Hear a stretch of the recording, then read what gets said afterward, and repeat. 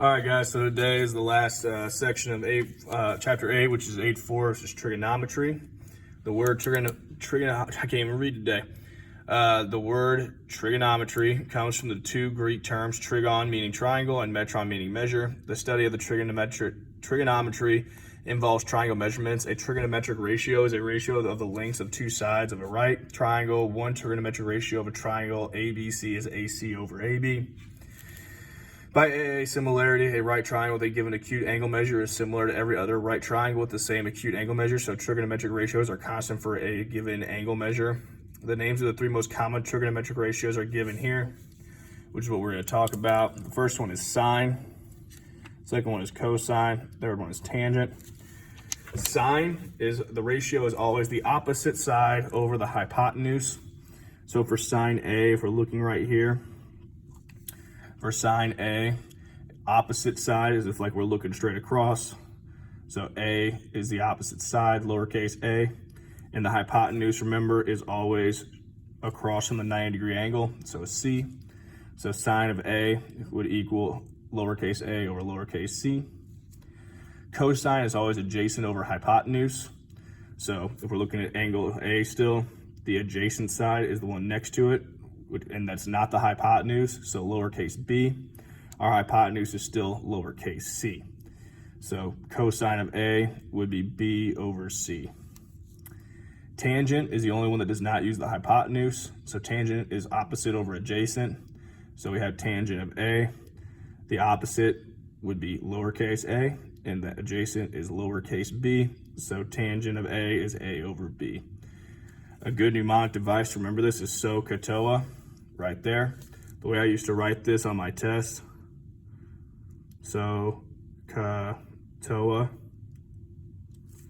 Okay, that's how I used to write it on my test. S stands for sine, and sine's formula is opposite over hypotenuse, so that's where the so comes from, sine opposite hypotenuse.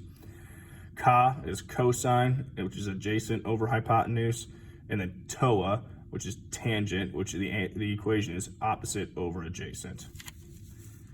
The other ones we have here are the inverse of those ratios. The inverse of them is essentially just a button on your calculator, okay? And we use these whenever we are trying to find the measure of an angle. So let's go ahead and do some examples. All right.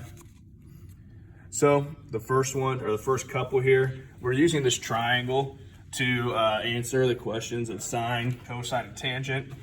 So we're using this Sohcahtoa, and I'll rewrite it here as well again.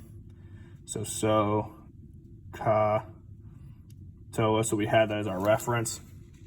Okay, so sine of A, that means we're looking from right here at this angle, and sine is opposite over hypotenuse. So the opposite side would be 16, and the hypotenuse is 20. So 16 over 20. And we always write these as decimals, so 16 divided by 20 is 0.80. Tangent of C is opposite over adjacent, so the opposite side is 12, and the adjacent side is 16. 12 over 16 is 0.75.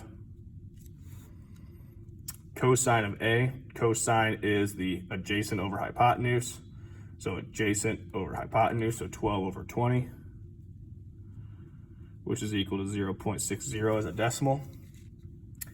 Tangent of A, again, tangent is opposite over adjacent. So 16 over 12, which is 1.33. Cosine of C is, again, adjacent over hypotenuse, so adjacent over hypotenuse. 16 over 20, which is 0.80. And then sine of C is opposite over hypotenuse, so 12 over 20, which is 0.60. Number 7, what I showed the class in person, so I use my calculator. Sine, cosine, and tangent are these three buttons right here, okay? When we use the inverse, we just hit second, and we have those inverses there as well. So for sine of 60, I just hit sine 60, enter. And it wants it to the nearest hundredth, which is 0.87. And that's the answer. So for 8, 9, and 10, these ones are a little trickier than the ones above because they don't tell us what we're using, sine, cosine, or tangent. We have to figure that out on our own. depending on what they give us. So like when we had sine A, we knew we were in angle A and we were looking at the opposite and the hypotenuse. Now they give us a degree. So we look at 52 degrees. That's what our like point of view is on these sides. The first thing we always look for is there a hypotenuse? Is there anything on the hypotenuse? No, there is not. So since there's nothing on the hypotenuse, we have to use tangent. It's the only one that does not use the hypotenuse. So I'll have tangent of 52 equals, and tangent is the opposite over the adjacent, so x over 13. We then solve this just like a normal problem. I'll multiply 13 on both sides. So I have 13 times tangent of 52 equals x. So I go to put that in my calculator. I have 13 times, and I hit tangent of 52 equals 16.6. And it wants to the nearest hundredth, so 16.64 equals x. And that's the answer for that one. So now this guy, we're looking at 61 degrees. First thing we always check, is there a hypotenuse? Yes, there is. X is my hypotenuse. So then we just look, is 24 opposite or adjacent to 61? And it is opposite, because of 61 is opposite of 64 on the sides there. So we're using sine. So I have sine of 61 equals, and it's opposite over hypotenuse, 24 over x. Solve for x. So what I did is I multiplied by x on both sides.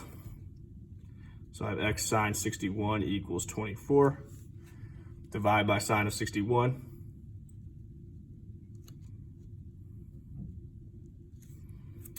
So I have x equals 24 over sine of 61. So again, I go to my calculator. I have 24 divided by sine of 61. I get 27.44.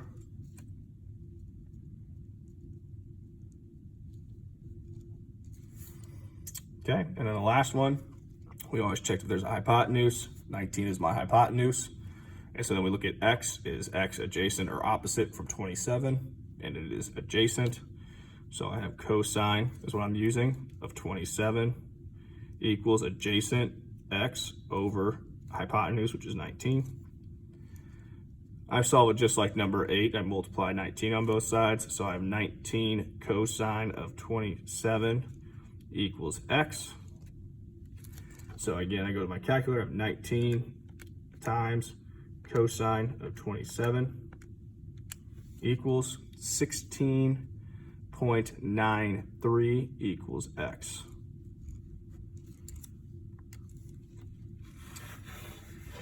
And I went ahead and skipped number 11 on our notes. There's not going to be a word problem on our test, so that's why I skipped it. 12, 13, 14 are very similar to 8, 9, and 10, except for we're finding the angle measure. So now we're using the inverse of sine, cosine, and tangent. So again, we're looking from angle Z on all of these. Okay, so from angle Z, we first check to see if there's a hypotenuse, and there is. 9 is my hypotenuse. And then we look to see if 5 is opposite or adjacent to Z, and it is opposite, so we're using sine, but we're using the inverse of sine. So the way you write that is sine to the -1.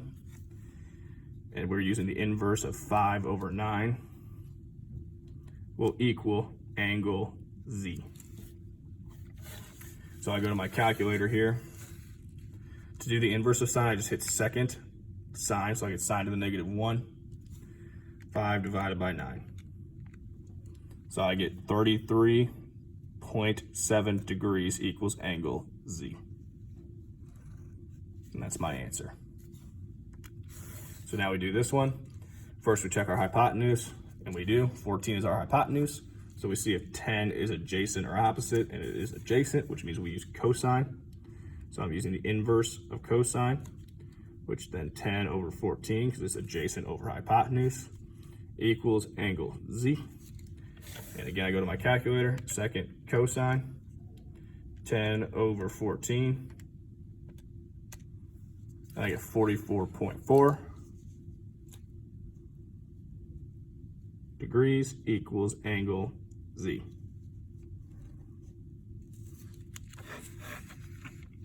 The last one like this, I always check to see if I have a hypotenuse.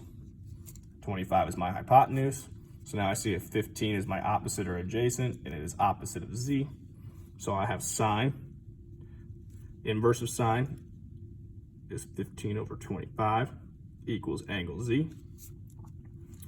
So again, I go to my calculator here. I go second sine 15 over 25 equals, and I get 36.9 degrees equals angle z.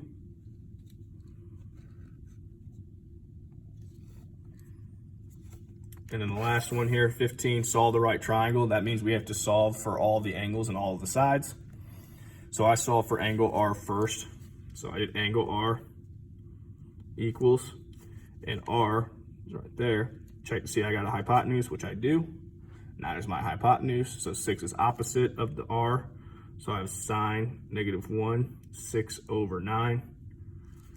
So angle R equals, I go to my calculator, second sine, 6 divided by 9.